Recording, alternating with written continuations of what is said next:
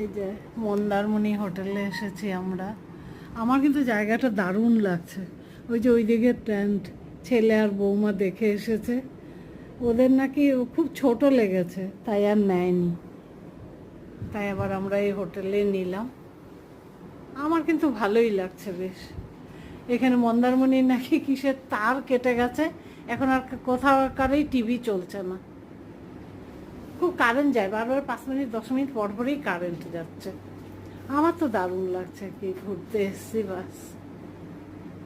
এই যে মিস্টার কর বসে আছেন, বসে বসে মোবাইল দেখছেন। খুব সুন্দর লাগছে আমার। মন্দারমণিতে আমরা আগেও একবার এসেছিলাম, তখন অন্য একটা হোটেলে ছিলাম।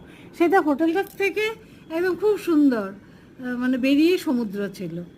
এইখানে এলো সমুদ্র না নিয়ে, এইবার এই জায়গাটা নিয়েছি। খুব সুন্দর পার্ক, দারুণ লাগছে।